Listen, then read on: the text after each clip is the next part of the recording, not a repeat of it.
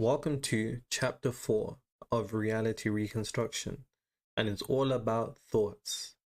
Now, I like to start by quoting one of my favorite books, The Kabbalion. And if you're not aware of this and you need this book, you're probably going to have to read it a couple times to get it because it's kind of written in Shakespearean English, I know. But it undergoes the 7 universal laws. Now, if you understand the significance of the number 7, seven, the 7 universal laws. There is 7 days in the week. There's 52 weeks in a year. That's 5 plus 2. There's 7 colors in the rainbow. God made the world in 7 days, right? We could go on and on and on, but it's a number of completion.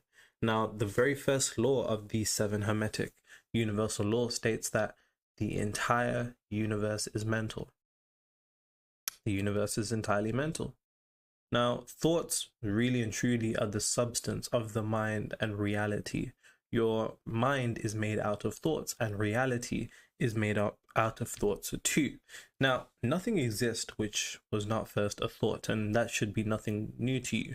Even a lighter, the lenses, right, of glasses, the bits that go in your ears, a pen lid, a screwdriver, all of these kind of minor things, they were all first thoughts in people's minds, which is funny because with this understanding, you'd think, knowing that thought is the origin of created reality, specifically the thoughts that we're going to get into, because it's not just all thoughts that create reality, there's a special kind. But before we get there, it's important for you to understand that matter, which is everything that you can touch in the universe, and thought are one.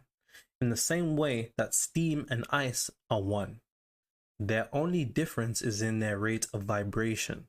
So your thought and the universe that you can touch around you, they're one, but they only differ in their rate of vibration. In the same way, steam and ice are both water, the same energy of water, but they differ in their rate of vibration because their particles become then rearranged differently. In the manifestation community, there is a common misconception, and it's so crazy, and it's that thoughts create reality, and that's not true. Now you're probably like, what? Thoughts don't create reality? But I've watched Bob Proctor, and I've seen what he said in all of this, and Napoleon Hill, and it's like, well, thoughts don't create reality. They don't. Now think about how many thoughts you have on a daily basis. I believe we have 60,000 thoughts in a daily basis. I believe that's the average amount of thoughts. Those thoughts don't all come to manifest, right? Now, that's not to say thoughts are useless, but here's the thing.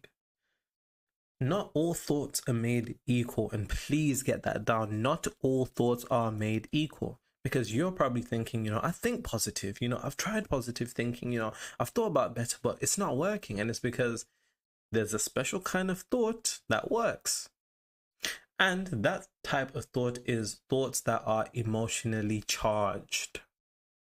The only kind of thoughts that alter reality are thoughts that are emotionally charged.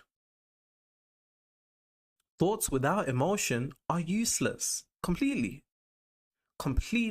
useless. Completely.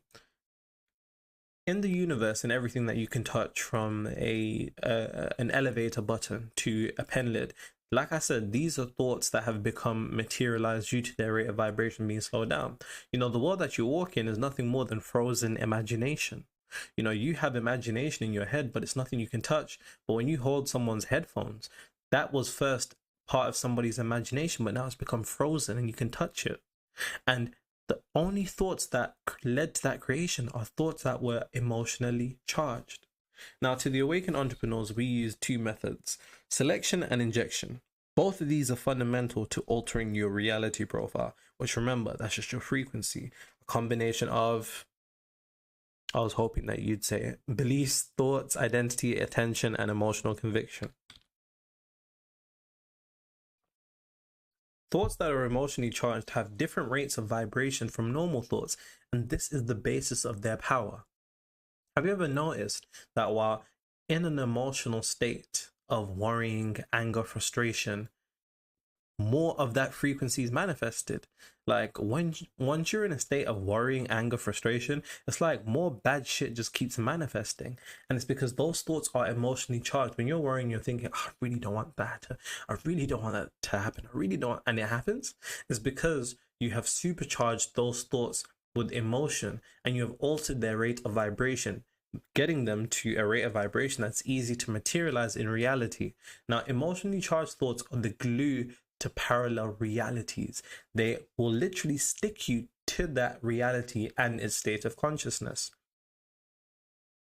Now, this should give you a real kind of relief, because understanding the kind of manifestation misconception that thoughts create reality, you kind of get paranoid about having bad thoughts. You're like, fuck, I don't want to have bad thoughts. I don't want to have bad thoughts. I really don't want to have bad thoughts. Oh my God, I'm having bad thoughts right now. I don't want them to manifest. And it's like, nah, I'm here to tell you that you can relax, right? Because that type of stuff keeps you on a hamster wheel of fear. Normal, everyday, intrusive thoughts serve no threat at all, except when you give them emotional power. Now, emotion is the language of God. It is the substance that directly taps into the quantum field, the universe, God, or the fourth dimension. And we're going to talk more about what emotion actually is in the chapter of emotional conviction. But for now, let's go into selection. Now, the first thing that you have to understand is that your thoughts are not yours. And the way that I want you to conceptualize and think about this is like, you are merely a device receiving notifications from the mental plane. The mental plane, you can see that as almost like an internet. And on a constant daily basis, the mental plane is sending you notifications day in, day out, day in, day out. And the mistake that we make is seeing those thoughts and thinking, oh, these are my thoughts. I am these thoughts, instead of recognizing and detaching by saying, no, these are just thoughts that I'm experiencing based upon the frequency that I'm in. It's like when you're in a low vibrational state of frequency, it's much easier for those thoughts to come to you. When you're in a high state, it's much easier for those thoughts to come to you. And it's because depending upon your frequency, you tune yourself in to receive a bunch of air quotes messages. Now, here's the thing. Once you come to this understanding that you are receiving thoughts and not creating them, you can choose what notification you will engage with. It's the same thing. It's the same thing. Like if you got a text on your phone from a random number saying, hey, you've won 50 billion, text back hello to claim the money. You'd look at it and think, what type of nonsense, and not engage with it. But you made the mistake of engaging with thoughts/notifications that you don't have to. Now, here's the thing about selection. You have the choice to select whether to engage a thought or not. Because the truth is, you cannot control your first thought, but you can choose your second. Now, the practice for this is simple. It is imperative that you cultivate the ability to only select and engage the thoughts that reflect the reality profile you desire to enter. It's a constant reflection and question of, would I think this if I was? Now, once you get, let's say you're in a bad state, some thoughts come to you. The question that should be going through your mind is, would I think this if I was in this monthly financial level? And if the answer is no, then decline. Say no, thank you. It's crazy, right? You've never thought to say no thank you to your mind. And I don't mean say no from a point of frustration. It must come from a place of confidence and understanding that I'm just getting messages, but these messages aren't me. Then we go into injection. In the same way an actual injection contains a chosen substance, you may inject thoughts into your mind. For example, you can say the word elephant in your head 10 times. Pause right now and say elephant in your head 10 times. I mean this. Do it.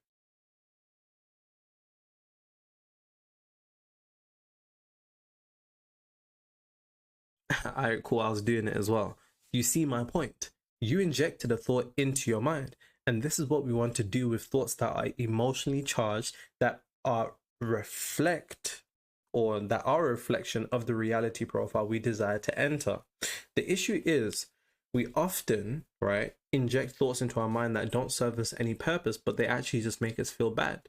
And here's the thing. You just said elephant in your head 10 times. You can do that with whatever thought that you would have in that reality profile. And so the practice for thoughts is similar to the previous one, in a sense that you must be constantly injecting emotionally charged thoughts into your head, which are the thoughts that you would think if your desire was already done. For example, you may inject into your mind, you know, I knew I was going to hit 50K per month. Simple injection. And the thought that you choose, it has to be specified to you. It has to be something that you would say, and it has to be something that generates an underlying amount of emotion. Now, do me a favor, write down 5 thoughts that you would think if you hit your monthly target. So to give you an example, I knew I was going to hit it. I can't believe I didn't hit that number sooner. I'm so grateful for hitting that level. Of course I was going to hit that level. Hitting that level is nothing. That's just ones that come to me. And this is very kind of unique to how I would process this. And while I'm thinking these thoughts and injecting them, I'd feel happy. So for example, think about some food that makes you happy. Say that, whatever the word is, in your head 3 times and feel the joy of enjoying that food. Simple. That's all you're doing. It's literally that simple.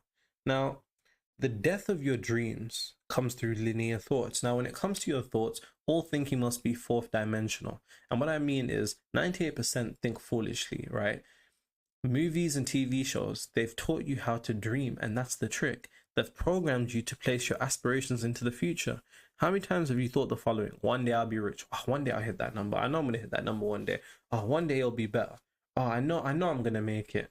Or any other type of thinking that places your desires in the future. But it seems so normal.